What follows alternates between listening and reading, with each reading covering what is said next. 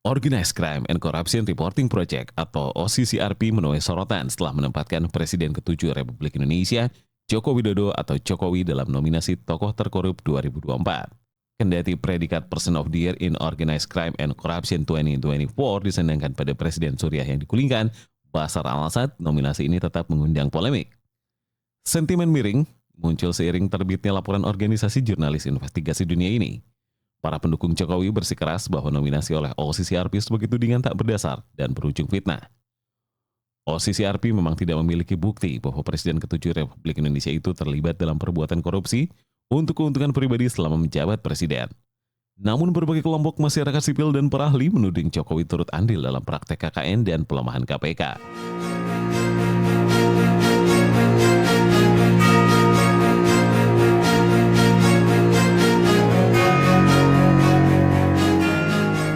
Halo, selamat pagi, selamat siang, dan selamat malam. Assalamualaikum warahmatullahi wabarakatuh, kawan-kawan semua. Saya Edwin Partogi Pasaribu. Hari ini kita akan ngobrol soal hal yang menghebohkan dalam 1 bulan terakhir. Ya. Pada akhir Desember 2024, suatu organisasi yang bermarkas di Belanda, kalau nggak salah ya, disingkat OCCRP, panjangannya itu Organized Crime and Corruption Reporting Project, merilis Man of the Year tokoh terkorup tahun 2024. Ya. Juara satunya adalah Presiden Suriah, Bashar al-Assad. Ya. Ada juara satu, ada nominasi yang juga kemudian mengejutkan kita. Mungkin kita terkejut, mungkin juga tidak untuk mengamininya. Selain ada nama Bashar al-Assad, ada Presiden Kenya, William Ruto. Kemudian di posisi ketiga ada Joko Widodo. Dan kemudian ada Presiden Nigeria, Bola Ahmed Tinubu. Perdana Menteri Bangladesh, Sheikh Hasina. Dan pengusaha asal India, Gautam Adani. Ya. OCCRP ini bukan lembaga hukum ya, jadi jangan kemudian ditanya bukti hukumnya apa gitu ya. Jadi kita harus melihat hasil nominasi dari OCCRP ini sebagaimana kita melihat survei pemilu. Ya. Kalau sebelum pemilu pilpres atau pilkada ada survei-survei yang mengunggulkan calon-calon tertentu ya, dengan jumlah-jumlah urutannya, ya. Dan itu kan bukan hasil resmi, ya. Hasil resmi itu nanti tergantung dari pemilu dan KPU-nya. Nah begitu juga OCCRP. Jadi jangan kita tanyakan soal bukti hukum apa yang dimiliki OCCRP. Ya. Nah sebagaimana juga lembaga survei yang lain, tentu yang dihimpun oleh OCCRP adalah persepsi publik. Ya, yang sudah dimulai kalau nggak salah sejak bulan November 2024. Menurut OCCRP, ini partisipannya terbanyak sepanjang mereka membuat nominasi tokoh terkorup sejak tahun 2012. Nah, pemaknaan korupsinya tentu juga tidak bisa kita padankan hanya dengan pendekatan undang-undang anti korupsi di Indonesia, ya. Karena pemaknaan korupsi itu tidak sebatas itu. Dalam konteks yang global kita bisa pahami bahwa korupsi itu secara umum didefinisikan sebagai penyalahgunaan kekuasaan, wewenang, atau sumber daya yang dipercayakan untuk kepentingan pribadi atau kelompok tertentu dengan mengorbankan kepentingan publik atau melanggar norma, hukum, dan etika yang berlaku. Sebagai ingatan ya, sebenarnya apa yang dilakukan OCCRP yang kemudian menggema pada awal tahun ini bukan hal yang pertama. Kalau kita membaca majalah Tempo, ya catatan tentang OCCRP ini mulai juga menyoroti termasuk beberapa tokoh di Indonesia, misalnya ketika mereka merilis atau bekerjasama dengan organisasi jurnalistik investigasi merilis tentang Panama Paper. Termasuk juga mereka CCRP ini pernah bekerjasama dengan Tempo ya, ketika mendalami pengusaha Indonesia Sukanto Tanoto yang dengan menggunakan perusahaan cangkang membeli satu properti di Jerman. Ya. Termasuk informasi yang kita dapat baca di dunia maya. Ya. Mereka juga bisa sampai dengan Tempo ketika soal rapid test merek Biozek tahun 2020 ketika masa pandemi. CCRP ini bukan lembaga abal-abal, ya. Jadi tidak sepantasnya, tidak sepatutnya kita mempertanyakan legitimasi kompetensi dari CCRP karena memang mereka pernah beberapa kali mendapatkan penghargaan internasional. Salah satunya adalah Pulitzer tahun 2017. Nah, tetapi ingin juga kita ingatkan bahwa pemberian nominasi terhadap pimpinan tertinggi kita, presiden terkorup itu bukan hanya pernah dialami oleh Jokowi. Kalau kita ingat, Soeharto lebih dahulu disematkan sebagai presiden terkorup, ya, baik oleh Transparansi Internasional maupun majalah Time. Jadi ini satu hal yang memang membuat kita miris, ya, bagaimana pemimpin negara kita kemudian dikenal di dunia sebagai pemimpin yang korup. Saat ini saya tidak bicara sendiri, saya ada kawan ngobrol, seorang akademisi, ya, direktur Managing Director Political Economy and Policy Studies, ya, PEPS, Pak Profesor Antoni Budiawan. Ya. Apa kabar, Prof? Baik, gimana kabarnya, Bung Edwin? Alhamdulillah. Terima kasih, Prof, sudah hadir dalam undangan kami. Ya. Prof Antoni Budiawan ini bukan orang sembarangan. Dia juga pernah menjabat sebagai rektor di Institut Bisnis dan Informatika Indonesia. Ya, Quick Yanggi School of Business. Oh iya. Brandingnya itu ya. Dan termasuk terakhir saya melihat Prof ini menjadi saksi ahli dalam sidang sengketa Pilpres di Mahkamah Konstitusi.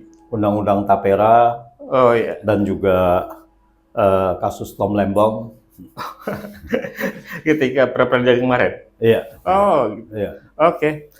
Tentu tidak salah kita mengundang ya, karena beliau memang salah satu ahli ekonomi politik, ya. Dan kita ingin mendalami pendapat pandangan dari Prof Antoni Budiawan, ya, dari nominasi posisi PR yang memasukkan Jokowi ini. Apa pandangan Prof? Ya, terima kasih Bung Edwin. Ya.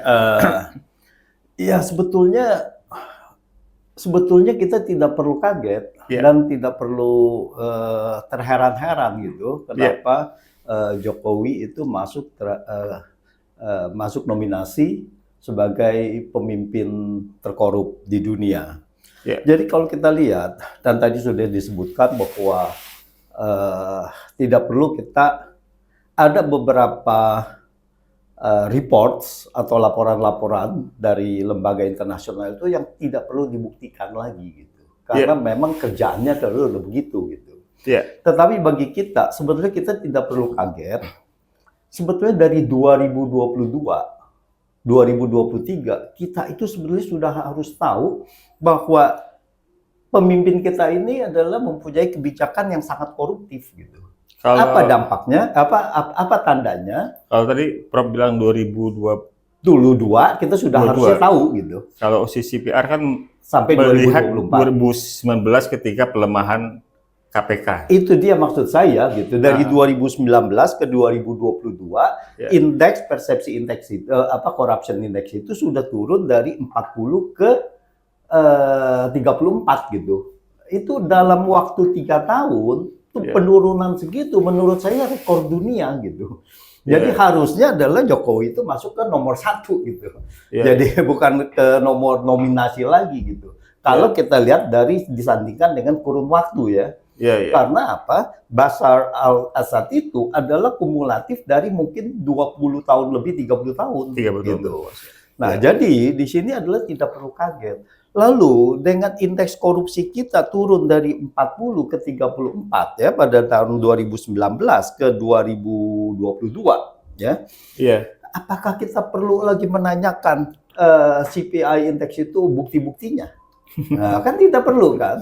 Sama juga beberapa misalkan indeks manufacturing index dan sebagainya ya sekian. Apakah kita perlu menanyakan buktinya gitu? Karena kita sudah tahu lembaga ini adalah lembaga kredibel. Pertama, apakah ada orang yang mengatakan ragu-ragu bahwa Bashar al-Assad adalah yang memang mempunyai akumulasi sekian dengan dari hasil dia punya kekuasaan? Kan tidak ada lagi. Dan begitu juga Presiden Kenya. Kenapa begitu Jokowi lalu kita harus meragukan OCCRP? Nah, yang meragukan OCCRP itu adalah pembela-pembela Jokowi. Iya, itu buzzer, ya kan? Nah, buzzer-buzzer ini tetapi mereka menggunakan report yang sama dari OCCRP kalau untuk kepentingan dia gitu. Itu waktu mereka sempat menghantam waktu Pilpres 2019 menghantam Prabowo kan gitu kan, mereka menggunakan Prabowo dan Sandiaga Uno. Inilah bahwa kita lihat bahwa ini jelas kepanikan dan keresahan dari Jokowi atas report itu. Buzzer dikerahkan untuk menyangkal hal-hal yang tidak bisa disangkal. Lalu kemudian mereka bahkan bombardir itu website dan sebagainya ke ancaman-ancaman kepada OCCRP. Ya itu ada ancaman bom, ada ancaman dan sebagainya gitu ya. Itu diketahui aja ya bahwa pusatnya mereka di Amsterdam itu sangat secure sekali itu untuk ancaman-ancaman seperti gitu. Jadi ini sudah masuk, pembelaan ini masuk kepada jadi aksi terorisme gitu kan. Iya betul. Gitu. Kalau tadi saya persinggung, OCCRP itu kan menyinggung dua hal, yaitu pelemahan KPK dan merusak lembaga pemilihan umum dan peradilan Indonesia yang memberikan jalan buat putranya sebagai wakil presiden. Kalau menurut Prof, tindakan koruptif oleh Jokowi ini sebatas yang diidentifikasi oleh OCCRP atau ada yang lain? Ya, jadi ini adalah garis besarnya. Yang dikatakan oleh OCCRP ini adalah garis besarnya, yaitu pelemahan KPK. Pelemahan KPK ini berimpak kepada yang lain-lainnya. Terus yang kedua adalah pelemahan mengenai pemilihan umum, lembaga-lembaga untuk pemilihan umum. Dan kalau kita lihat lagi, pelemahan pemilihan umum ini sebetulnya bermuara adalah pelemahan dari MK. Mahkamah Konstitusi gitu. Jadi dua ini yang dilemahkan sehingga semuanya ini mereka bisa bertindak mau apapun gitu ya terhadap kekuasaannya. Pertama, jadi KPK digunakan untuk mengintimidasi lawan-lawan atau teman-teman yang tidak mendukungnya gitu. Jadi lawan politik maupun teman politik yang kemudian mau beralih gitu. Nah ini yang menjadi intimidasi agar mendukungnya. Dengan cara apa? Dengan cara bahwa mereka diancam dengan dikenal itu namanya politik sprindik. Kalau seandainya Anda tidak mau mendukung, nah ini sprindik akan keluar nih, akan dijadikan tersangka dan sebagainya. Nah jadi ada dua lembaga KPK. Itu adalah untuk memastikan bahwa ancaman-ancaman kekuasaan itu dimentahkan dengan menggunakan KPK sebagai alat politik. Yang kedua, bahwa Mahkamah Konstitusi itu digunakan untuk mengamankan semua peraturan perundang-undangan yang melanggar konstitusi sebetulnya. Itu kalau kita gugat, uji materi dan sebagainya itu akan semua dimentahkan. Dan termasuk memastikan bahwa Gibran itu akan dicalonkan menjadi calon presiden gitu dan digolkan gitu ya, dan kemudian bisa terpilih dengan melanggar konstitusi itu gitu. Nah ini, jadi sebelum itu apa ya? Kalau undang-undang KPK mereka revisi 2019 yang harusnya independen menjadi bagian dari eksekutif, gitu. Sehingga mereka kemudian pemilihan dari komisioner KPK itu sudah dikondisikan juga. Ya, orang-orang dipilih adalah orang-orang yang harus membela kepentingan penguasa gitu. Kalau enggak mereka bisa saja dipermasalahkan. Nah, lalu MK gimana? MK ini juga ada tanda kutip penyuapan jabatan, yaitu diperpanjang dari 5 tahun menjadi 15 tahun. Nah, masa jabatan MK harusnya 5 tahun dan bisa dipilih lagi menjadi 5 tahun, ya hanya 2 kali, tetapi kemudian langsung menjadi 15 tahun. Ini kan juga melanggar dari kita punya prinsip-prinsip jabatan publik gitu. Nah, kalau kita ingat KPK, salah satu komisioner KPK itu pernah mengajukan uji materi di Mahkamah Konstitusi yang harusnya masa jabatannya 4 tahun menjadi 5 tahun. Dan pada saat itu dikabulkan dengan alasan apa? Bahwa masa jabatan publik itu disesuaikan dengan yang lain-lainnya. Itu yang lain-lainnya siapa? Ya semuanya lembaga-lembaga itu, meskipun yang independen apa? Bank Indonesia, OJK, semuanya kan 5 tahun gitu. Nah, jadi KPK itu disesuaikan juga dengan masa jabatan publik 5 tahun. Kecuali MK. Nah, begitu MK, kenapa lalu dipindahkan menjadi 15 tahun gitu? Ini adalah ketidakpatutan dan ini patut kita kita stempel ya, bukan kita duga lagi. Ini patut kita stempel, ini adalah penyuapan jabatan publik itu. Pasti untuk mengamankan salah satunya Pilpres di 2024. Dan juga memastikan bahwa pamannya Gibran, adik iparnya Jokowi, yaitu Anwar Usman, dapat menjadi masih ketua MK terus sampai 2024 itu, dan seharusnya adalah seterusnya kalau gugatan di MK itu dikalahkan ya. Kemudian ya kita tahu bahwa Anwar Usman divonis tanda kutip oleh Majelis Kehormatan dari MK sebagai melanggar etik dan moral seharusnya, dan harusnya itu sudah harus diberhentikan dan harusnya itu dibatalkan. Tetapi putusan dari MK ini adalah putusan yang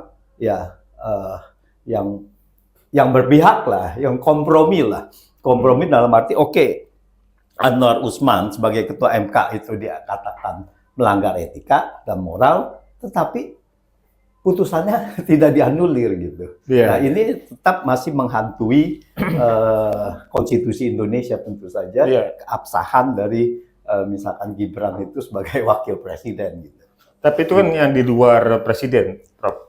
Maksud saya yang menjadi bagian inheren dengan kekuasaan presiden dalam konteks kebijakan yang berpotensi atau memang memenuhi unsur koruptif itu apa aja selain soal dua hal tadi, soal pelemahan KPK, karena tentu di situ ada kewenangan pemerintah presiden dalam konteks perubahan undang-undang. Ya, tapi setelah itu kan turunannya yang dibiarkan, yaitu misalkan undang-undang IKN.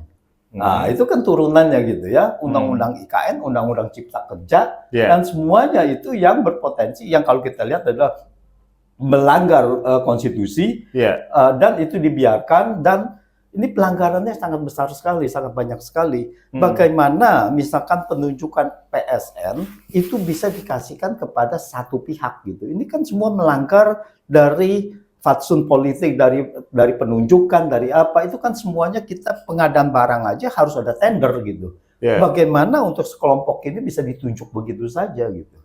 Jadi ada undang-undang IKN, PSN ini program strategis nasional. Program strategis nasional yang awalnya sudah bermasalah karena hanya ditentukan oleh peraturan presiden pada tahun 2016 gitu. Perpres, peraturan presiden 2016 nomor 3 2016 yang tanpa ada dasar hukumnya. Maksudnya apa? Nggak ada Peraturan undang-undangnya. presiden harus merujuk sebagai pelaksana undang-undang Iya. dan itu tidak ada gitu. Jadi ini semua bermasalah gitu.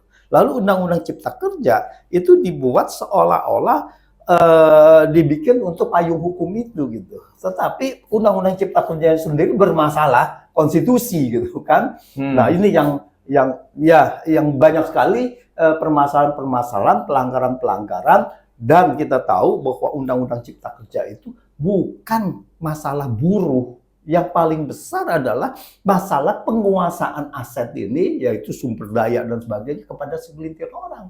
Dengan di dalamnya ada undang-undang untuk pelaksanaan pertambangan, ya, diberikan kepada hilirisasi. Dan sekarang yang lagi beredar yaitu mengenai proyek strategis nasional di Pulau Rempang, di PIK 2 dan di BSD gitu kan. Yeah. Ini semuanya adalah pelanggaran. Ini semuanya adalah kebijakan-kebijakan yang sangat koruptif menguntungkan pihak tertentu. Ini tidak ada kebijakan yang kita bisa bilang bahwa 17.000 hektar di Pulau Rempang itu diberikan kepada perusahaan dan situ ada asingnya juga gitu. Untuk bikin kaca gitu. Ini adalah luar biasa, ini koruptif yang luar biasa. Menurut saya Bashar al-Assad juga tidak melakukan sekasar ini gitu kan. Gitu. Jadi di label sebagai program strategis nasional, tapi penikmatnya swasta gitu. Iya, jadi di labelnya proyek strategis nasional seolah-olah untuk rakyat, tetapi seolah-olah untuk negara, untuk rakyat, demi kesejahteraan, tetapi faktanya adalah menyusahkan rakyat gitu. Di Pulau Rempang itu mereka harus dievakuasi, harus diusir gitu dengan pemaksaan-pemaksaan, di mana pemaksaan ini, pengusiran ini seharusnya melanggar lagi HAM, hak asasi manusia seperti ditulis di pasal 28H ayat 4. Setiap orang berhak untuk memiliki hak milik pribadi yang tidak boleh dirampas oleh siapapun. Nah ini mereka dengan diintimidasi dengan PSN lalu diusir. Itu kan perampasan, itu kan melanggar dari hak asasi manusia yang ditulis di dalam kita punya Undang-Undang Dasar itu. Iya. Terakhir yang kita dengar, nggak tahu masuk di PSN atau tidak. Yang katanya ada pagar misterius di laut. Ya itu harusnya ini adalah pelanggaran hukum. Bahwa awalnya itu dipikir adalah PSN, untuk masuk PSN, dan ini ya masyarakat menduga untuk itu sudah diplot sebagai PSN sehingga ini akan dijadikan teritori di dalam PSN. Tetapi kan kita tahu bahwa sudah ada bantahan katanya ini bukan masuk PSN. PSN-nya sendiri cuma sebetulnya adalah 1.750 hektar, ya, yang itu untuk ekosistem tourism, ekosistem lah ya. Tetapi kemudian yang kita tahu itu adalah pengembangan sampai 35.000 hektar dan sampai bahkan ke depannya 100.000 hektar lebih katanya. Nah, kalau kita lihat bahwa di situ tidak. Jadi awalnya 7.000. 1.750. 1.700. Itu yang diusulkan oleh Kementerian Kreatif dan Pariwisata itu. Ya, jadi tapi kemudian berkembang. Itu dan mungkin secara ini tidak berkembang dalam arti secara regulasi ya, tetapi klaim bahwa ini adalah bagian dari PSN. Jadi ini adalah berkembangnya seperti itu. Nah, dengan berkembangnya itu lalu ada pemaksaan bahwa kepada penduduk setempat Anda harus menyerahkannya karena ini PSN. Dan ini sebenarnya sudah pelanggaran di luar dari PSN itu. Ini adalah manuver-manuver yang istilahnya mafia-mafia tanah, yang membebaskan tanah dan sebagainya. Untuk mendapatkan keuntungan itu mereka menggunakan status dari PSN yang sebetulnya adalah tidak benar gitu, atau pemalsuan status dari PSN itu sendiri gitu. Nah ini yang harus sebetulnya diusut. Siapa yang memalsukan atau mengatasnamakan PSN lalu mengintimidasi gitu kepada masyarakat. Saya dengar Prof mengkritisi juga soal kereta cepat Jakarta-Bandung. Ya. Ada problem apa, Prof? Nah, kalau kita lihat, ini kan kereta cepat Jakarta-Bandung ini kan sebetulnya proyek yang sangat mendadak gitu kan ya. Iya. Kita tidak dengar apa-apa, masyarakat tiba-tiba ada kereta cepat Jakarta-Bandung. Iya. Nah, lalu diundanglah itu dua itu. Dan kereta cepat Jakarta-Bandung, dasar hukumnya juga itu cuma perpres. Perpres percepatan pelaksanaan bla bla bla gitu. Jadi ini memang Jokowi dari awal sudah memang mencoba melanggar banyak hal gitu yang tidak ada dasar hukumnya, sama dia digunakan dengan itu karena pada saat itu dia kebetulan didukung oleh mayoritas yang ada di DPR legislatif. Bagaimana mereka mendukung itu? Ya karena semuanya dirangkul menjadi bagian untuk mendukung Koalisi. dari koalisi untuk mendukung dari itu. Di sana kan keputusannya kalau nggak salah kereta cepat China itu 6,07 miliar. Ya, anggap aja 0,6 miliar. Lalu yang Jepang 6,2 miliar. Ya, selisih itu maka dia dimenangkan. Itu yang pertama. Alasan dimenangkan kereta cepat China itu adalah karena tidak minta jaminan pembayaran dari pemerintah. Nah, ini dua hal yang sangat penting sekali. Nah, dua hal ini ternyata ini tidak terbukti atau masuk kategori bohong lah. Karena apa? Komponen bunga, karena kan kereta cepat itu 75% dibiayai oleh pinjaman. Nah, pinjaman ini berbunga. Kalau 75% dari 6 miliar itu adalah 6 miliar dolar. 6 miliar dolar itu adalah 4,5 miliar. Nah, bunga dari China, pinjaman dari China dari kereta cepat itu adalah 2%. Dari Jepang 0,1%. Bunganya begitu rendah. 0,1%. 0,1%. Ya. Nah, kalau di China dengan kereta cepat China itu 2%, 20 kali lipat lebih besar. Yeah. Kalau kita masukkan itu sebagai biaya dalam 10 tahun, ini maka jauh lebih besar. Biaya bunga untuk kereta cepat China. Gitu. Yeah. Jadi seharusnya karena kita fix bahwa di dalam perjanjian itu 10 tahun grace period, jadi tidak bayar cicilan, cuma bayar bunga saja, maka bunga itu otomatis kita bisa hitung secara fix gitu, dan itu jauh lebih besar dari bunga yang China, dan secara total project itu akan menjadi lebih besar. Itu pertama. Yang kedua, ternyata itu ada pembengkakan biaya sebesar 1,2 miliar. Jadi total kereta cepat China itu akhirnya adalah 7,2 miliar. Jepang 6,2 miliar, belum termasuk unsur bunga.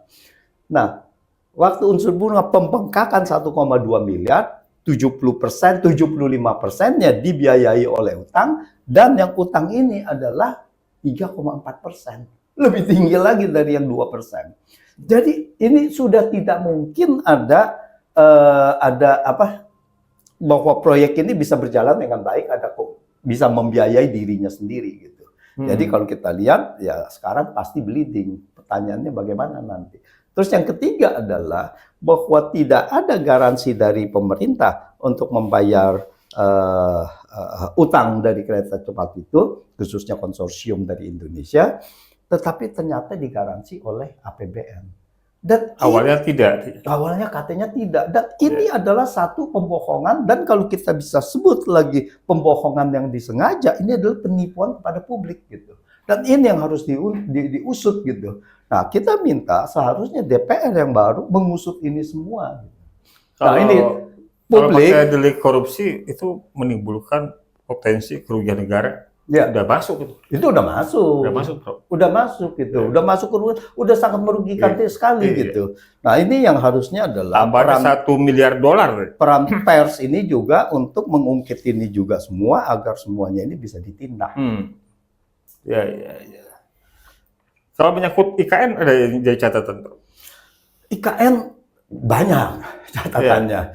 Pertama adalah kalau kita lihat IKN ini bentuk pemerintah daerah, yaitu otorita. Di konstitusi kita, di undang-undang dasar kita, tidak dikenal yang namanya pemerintah daerah bentuknya otorita. Yang kita kenal adalah pasal 18 ayat 1 mengatakan Indonesia terdiri dari provinsi, kabupaten, dan kota.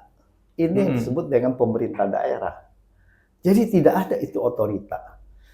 Nah, otorita itu bagian dari pemerintah pusat. Jadi jadi pemerintah daerah itu adalah daerah otonomi gitu kan. Ya ini berarti sudah tidak otonomi lagi. Jadi ini pelanggarannya banyak gitu. Nah, kenapa otorita lalu dia bisa memakai dana APBN untuk si otorita ini. Dan cara dia membuat di situ bagian kota Nusantara ini juga melanggar dari undang-undang pemekaran daerah. Karena kalau kita di Indonesia, undang-undangnya adalah kalau kita mau mendirikan daerah baru, maka itu harus ada melalui beberapa mekanisme. Salah satunya adalah dalam hal ini pemekaran daerah. Betul. Kalau pemekaran daerah, maka harus disetujui oleh DPRD kabupaten. Dan juga kalau itu lintas kabupaten, maka disetujui oleh DPRD provinsi. Ini semuanya tidak ada, dicaplok aja begitu. Nah, ini juga merampas aset daerah gitu dengan konsep IKN dengan otorita tadi. Jadi dibangun ibu kota baru yang bukan provinsi baru, ya, bukan kabupaten baru, ya, tapi kepanjangan pusat. Kepanjangan pusat. Nah, itu tidak ada yang menabrak pemerintah daerah undang-undang yang pusat. tadi Prof sampaikan. Iya. Ya. Jadi itu undang IKN. Jadi banyak. Yang menarik juga mengenai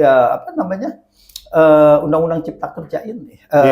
Ya, undang-undang Cipta Kerja kan sudah dinyatakan inkonstitusional oleh Mahkamah Konstitusi ya pada akhir 2021.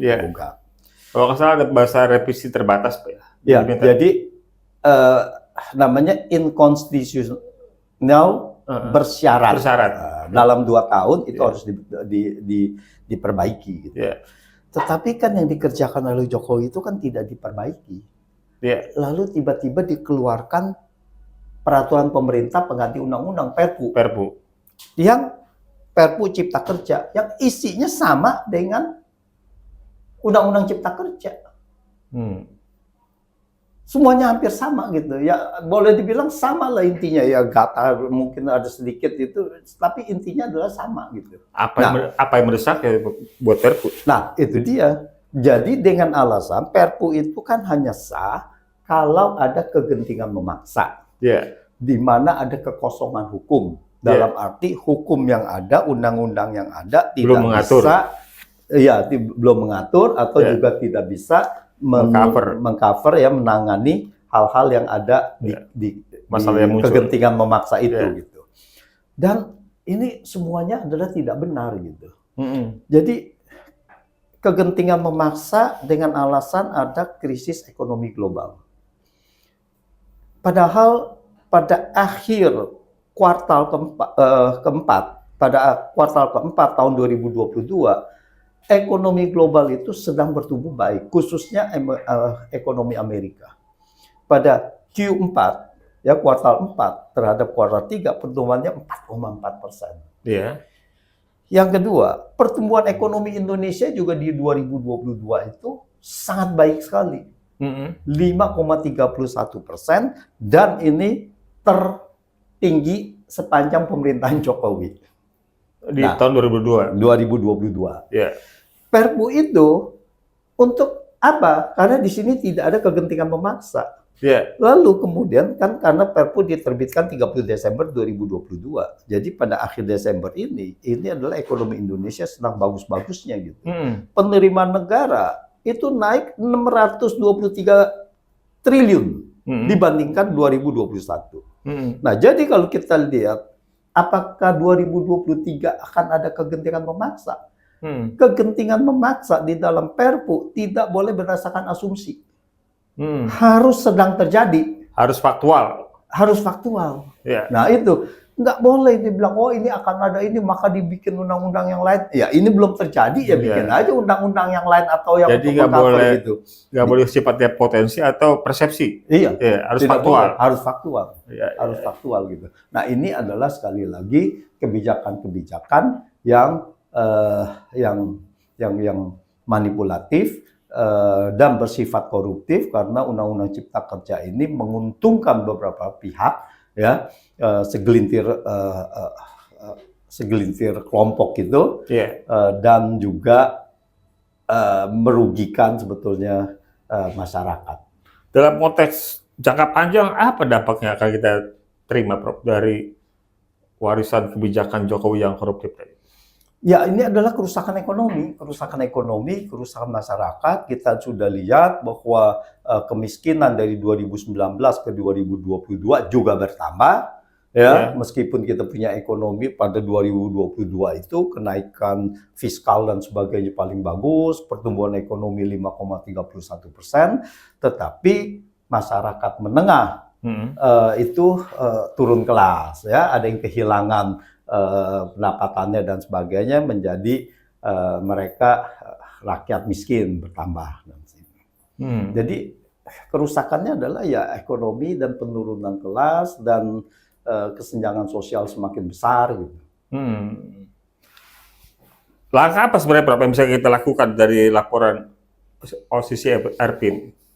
Ya, buat pemerintah, buat legislatif. Ya, ini yang kita harap adalah bahwa sebetulnya lembaga hukum ini kalau di negara yang memang menghormati hukum, ya dia harus mengidentifikasi apakah ini benar atau tidak.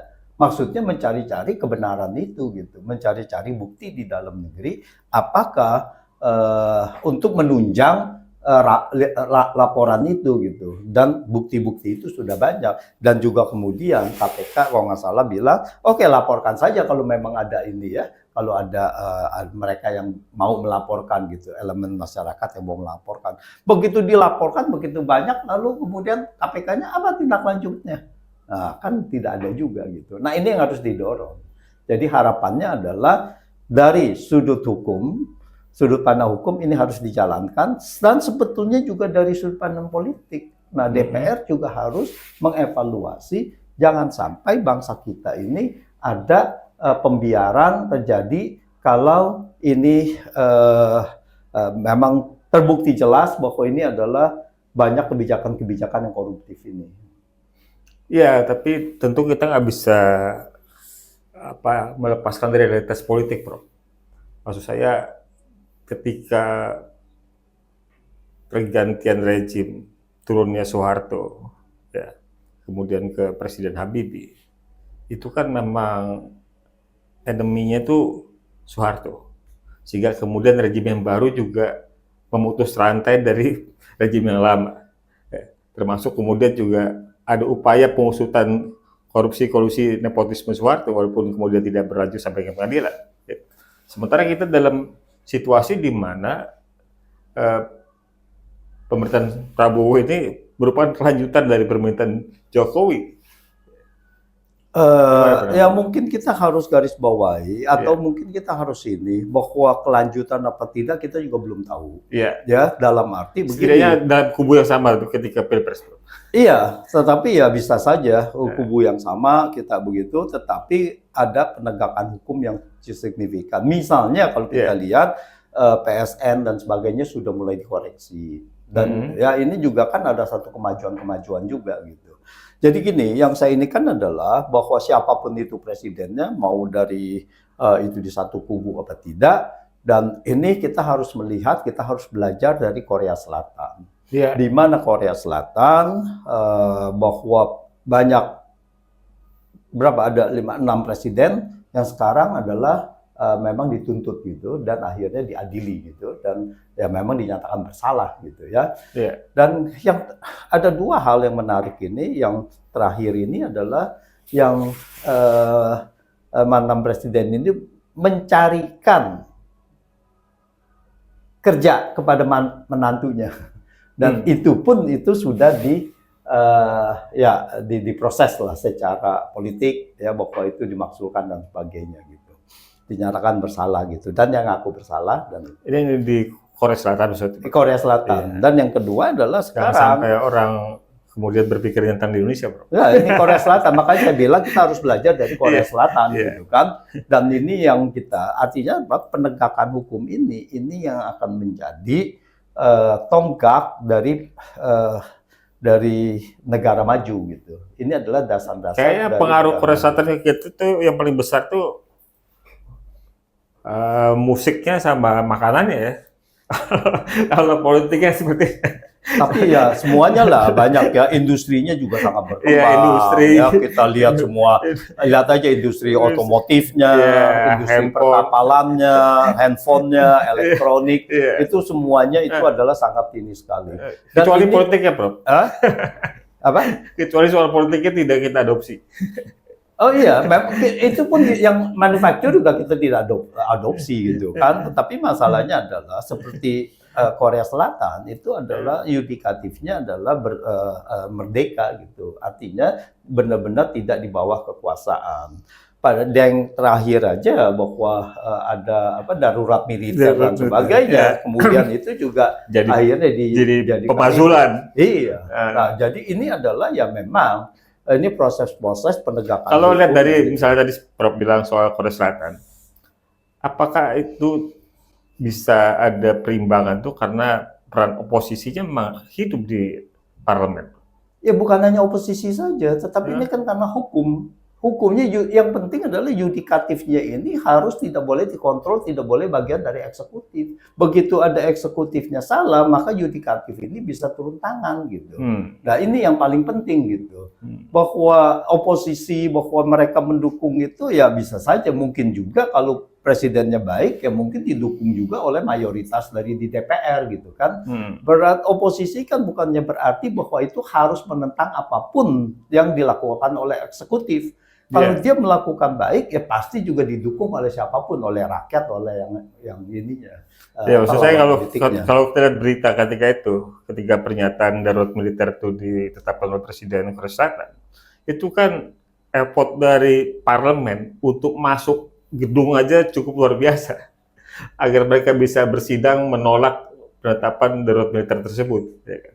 Ya karena kekuasaan pada saat itu di tangan pemerintah kan. Nah jadi mereka yang bisa menghalangi gitu. Tetapi kekuatan bahwa memang ini dianggapnya ini tidak benar dan membahayakan negara, maka berproseslah itu. Bahwa itu akan terjadi terus berproses terhadap pemakzulan. Saya tidak menilai, tidak tahu bahwa apakah itu melanggar atau tidak melanggar. Tetapi kalau kita mengikuti itu, bahwa di situ adalah parlemen di sana menganggap ini adalah pelanggaran serius. Ya.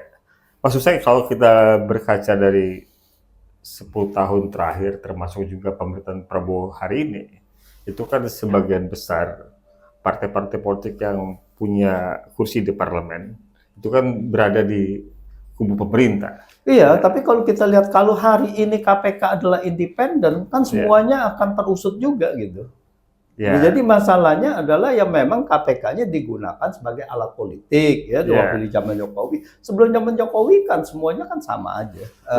Semuanya kan KPK-nya independen bisa bertindak gitu. Nah, kenapa KPK dibentuk? Karena KPK dibentuk atas kekosongan kejaksaan maupun kepolisian dalam menanggulangi korupsi kan gitu. Makanya itu harus dibuat independen gitu. Kalau KPK dibuat bagian dari eksekutif lagi, berarti kan ini sudah menyalahi dari konsep pendirian KPK itu sendiri gitu. Ya berarti KPK ya akan sama saja dengan kejaksaan atau dengan kepolisian. Gitu. Ya bahkan dulu mimpi tentang KPK itu kan untuk mengusut korupsi di kalangan penegak hukum. Ya. Jadi bukan yang sampai saat ini tidak banyak kita lihat ya. Tapi juga semakin melemah karena tadi Prof bilang semakin dikendalikan oleh kepentingan politik ya. Untuk menghajar lawan politik dan mengendalikan mereka yang akan membelot dari kubu politik yang berkuasa. Kalau untuk pemerintahan Prabowo hari ini, Prof, apa pesan yang bisa Prof sampaikan dari hasil yang disampaikan OCCPR ini agar tidak menjadi tidak menjadi hal yang sama dialami oleh pemerintahan Prabowo? Iya, jadi kita lihat bahwa pembangunan Indonesia untuk menjadi Indonesia maju, itu salah satu syarat yang paling penting adalah penegakan hukum. Hukum setiap manusia sama di muka hukum. Ini menjadi sangat penting sekali. Oleh karena itu, baik terhadap mengenai bukan hanya OCCRP, tetapi juga kepada kita punya kondisi yang sebetulnya kita sama-sama sudah tahu banyak sekali kasus-kasus korupsi yang terbengkalai di sini. Dan ini yang harus ditegakkan berikut kasus-kasus hukum yang lainnya. Itu secara umum bukan hanya OCCRP, bukan hanya kepada Jokowi, kepada seluruhnya. Banyak sekali kita lihat bahwa pejabat-pejabat yang sekarang pun menjabat, itu banyak indikasi-indikasi yang melakukan potensi atau dugaan-dugaan korupsi gitu. Nah, ini yang harus dibersihkan. Tanpa itu, maka Indonesia tidak mungkin bisa maju sesuai dengan harapan bangsa ini. Ya, kita pernah dengar Presiden Prabowo bilang akan mengejar para koruptor itu sampai Antartika. Tapi dalam kesempatan lain disampaikan kalau mau mengembalikan, minta maaf, pengembaliannya diam-diam, nggak dipermalukan. Ya, itu kita lihat bahwa ini kan adalah statement-statement politik. Jadi kita harus melihat bahwa tidak bisa di dalam satu momentum. Jadi kita lihat, ya kita harapkan saja bahwa ini akan berjalan terus. Ya kemarin Prabowo juga memanggil Jaksa Agung Muda dan beberapa orang gitu ya. Nah, kita mengharapkan itu apa gitu. Jadi statement dan itu juga kan sudah bisa saja itu statement yang itu, tetapi tidak mungkin bisa terjadi. Ya buktinya bahwa sudah banyak sekali juga mengatakan itu tidak bisa pengampunan itu. Dan saya rasa Prabowo juga tahu situ. Begini, ini kita masyarakat ya harus kita melihatnya secara keseluruhan. Prabowo saya yakin bukan orang yang tidak mengerti bahwa statement itu adalah menyalahi. Misalkan ya korupsi bisa diampunkan kalau mengembalikan. Saya rasa itu tidak. Tetapi saya rasa ini adalah juga bisikan-bisikan kepada dari yang koruptor-koruptor ini, tolonglah sampaikan begitu gitu kan, minta-minta begitu kan. Ya itu Prabowo ya cuma entertain, cuma secara ininya mengatakan hal-hal seperti itu. Dengan adanya disamber dengan beberapa menteri, akhirnya kan menteri hukum ya itu mengatakan oh ya itu tidak bisa. Kejaksaan Agung yang menegaskan dia. Ya, itu Kejaksaan Agung dan juga akhirnya menteri juga hukum mengatakan bahwa itu tidak bisa. Karena apa? Karena denda damai itu hanya bisa dilakukan hanya bisa untuk kasus-kasus tertentu gitu. Dan itu juga dilakukan oleh dunia, denda damai itu. Ya kalau kita dengar bahwa Microsoft didenda oleh Uni Eropa seberapa juta US dollar, Apple didenda oleh Uni Eropa sekian juta US dollar, sekian miliar US dollar, itu bagian dari denda damai. Itu adalah tindak pidana dalam ekonomi, dalam bidang perpajakan. Nah itu tax evasion dan sebagainya, mereka mengadakan settlement, itu sudah biasa gitu. Oke, sudah banyak kita bahas dalam perbincangan kita pada hari ini. Tentu saya rasa tidak perlu saya simpulkan apa yang sudah disampaikan Prof. Antoni Budiawan ya. Kita sama-sama telah menyimaknya dan kita berharap apa yang menjadi rangkaian kegiatan dari OCCRP yang kemudian menominasikan Joko Widodo sebagai salah satu nominator finalis, ini menjadi catatan kita bersama untuk sama-sama mengawasi, memonitoring upaya-upaya kita untuk menciptakan pemerintahan yang bersih yang mensejahterakan rakyat Indonesia. Sampai sini pertemuan kita, sampai jumpa di podcast berikutnya. Bye, makasih.